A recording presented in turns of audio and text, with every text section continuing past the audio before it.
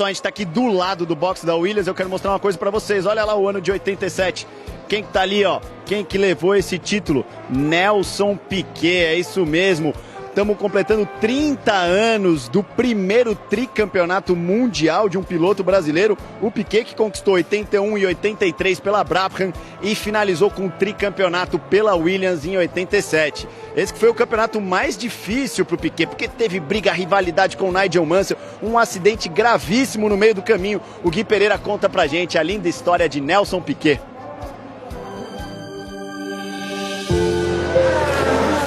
A Fórmula 1 é dominada por rivalidade, dinheiro, disputa, vaidade, ambição.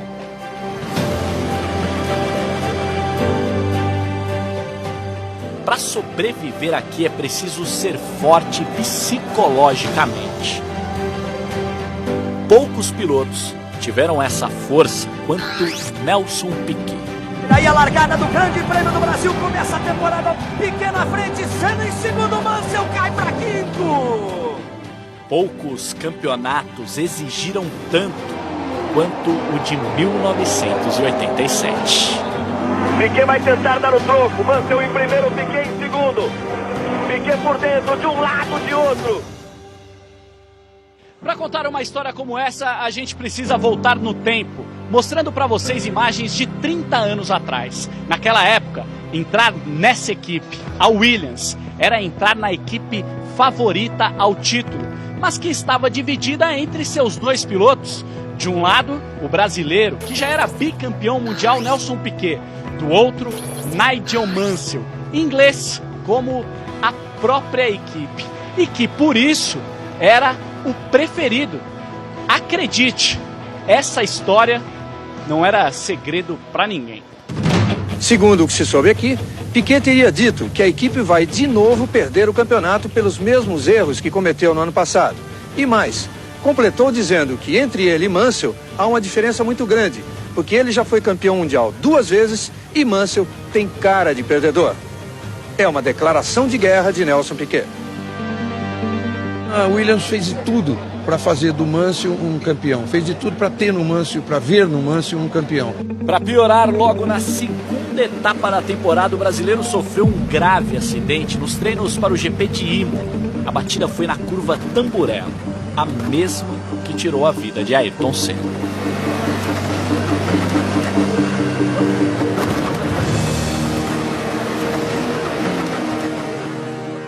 O acidente afetou a visão de Nelson Piquet. Eu comecei a dirigir tendo que olhar as placas, coisa que eu nunca olhei na minha vida, porque eu não conseguia mais ter aquela sensibilidade de aproximação. E isso me deixou muito lento. Apesar do problema, Nelson conseguiu voltar logo na corrida seguinte. Depois de um grande susto, você está bem, né? Isso é que é o importante, você está bem. Depois do grande susto eu tô ótimo. Quando perguntei preocupado. Ele conseguiu criar uma descontração, mas nunca escondeu que passou um tempo mais lento. A partir dali, ele entendeu que precisaria usar uma tática se quisesse vencer.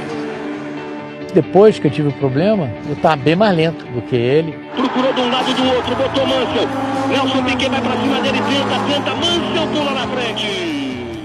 A sorte nossa é que os 2 carros eram os únicos carros que poderiam ganhar o campeonato. Então eu segui ele de perto. Aí Piquet fica muito por fora. Ele vai mergulhar com tudo, foi pra cima pra sair na frente. Resolveu arriscar tudo pra cima de Nigel Mansell. Este é só um exemplo de uma das principais características de Nelson Piquet.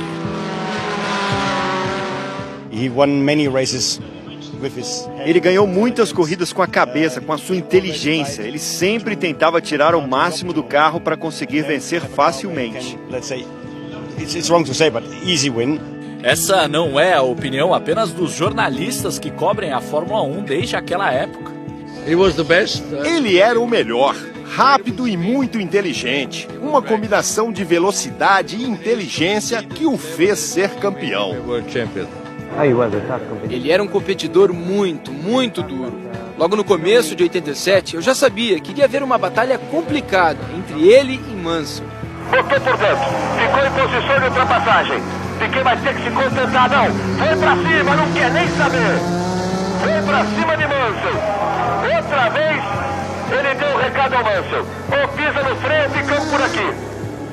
Nelson também era inteligente para desenvolver a parte mecânica dos carros. Em 1987, a Williams começou a usar a chamada suspensão ativa. Mansell não acreditava no potencial da peça. Piquet com a nova suspensão ativa, a suspensão computadorizada como no carro de Senna. Mansell com a suspensão tradicional. Ele era preguiçoso mesmo, ele queria pegar as coisas prontas, não queria desenvolver nada e enchia o saco todo mundo de tudo, sabe? Ele era daquele tipo que queria fazer confusão e só queria aproveitar do bom e do melhor. O Mansell, em relação a conhecimento técnico perto do Piquet, era nenhum, ele não tinha nenhum. Ele só era um piloto muito veloz. Então ele apanhou para saber utilizar a suspensão ativa. É a festa do Brasil, é a festa de Piquet. Nelson Piquet do Brasil. Nelson Piquet só conseguiu assumir a liderança na metade do campeonato, depois de 2 vitórias seguidas, na Alemanha e na Hungria. Passa Nelson Piquet, o novo líder do Grande Prêmio da Hungria. Em Monza, na Itália, ele venceu outra vez. Só que aí, a Williams decidiu banir a suspensão ativa. A explicação que eles deram para mim é que eles não tinham peça suficiente para botar nos 2 carros até o fim do ano. Eles estavam colocando o piloto contra o outro porque eles pensavam que assim o time iria alcançar o máximo. Não vai em cima dele. Olha que essa briga vai ser terrível. Nelson Piquet, então, usou a inteligência outra vez e passou a desestabilizar o rival.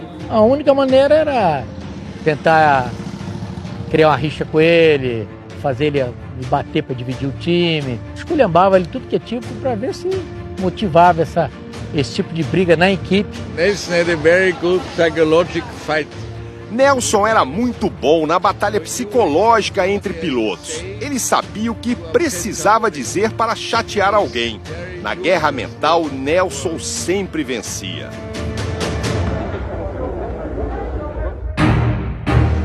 Ele tinha capacidade de desestabilizar o adversário. O primeiro grande adversário do piloto de Fórmula 1 é o seu companheiro de equipe. O que ele fez com o Mansell, um piloto inglês, um ídolo inglês, e ele conseguiu mesmo. Prestem atenção no que o Piquet fazia. No GP da Alemanha, ao saber que Nigel Mansell iria parar nos boxes, ele se antecipou e parou uma volta antes do rival só para atrapalhá-lo. A questão é a seguinte: como o Nelson descobriu a estratégia do Mansell? Eu tinha 2 rádios. Eu escutava ele, eu tinha meu rádio do lado direito e o rádio dele do lado esquerdo. Isso aí eu fiz junto com meus mecânicos, isso, aquilo. No Japão, penúltima etapa da temporada, a pressão em cima de Mansell era tão grande que no treino classificatório, ao tentar levar o carro ao limite, ele acabou sofrendo um acidente que o tirou da corrida no dia seguinte.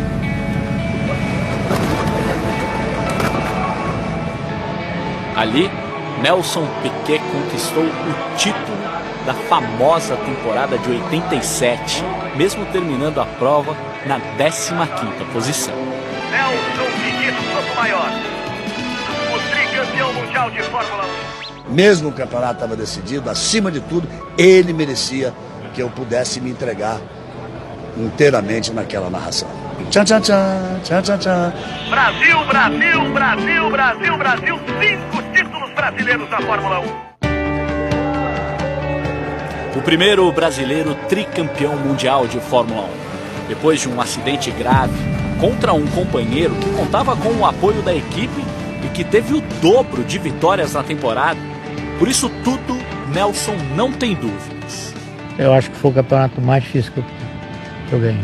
No dia seguinte ao título, essa era a notícia nos jornais. Com direito à seguinte frase: a festa foi animada. Imagine se o Mansell teria condições de fazer uma tão boa assim. Aí Piquet com tudo foi pra cima pra sair na frente. Para ser um dos maiores da história da Fórmula 1, é preciso ser assim mesmo, ousado. Piquet na frente, Senna em segundo, Mansell cai para quinto.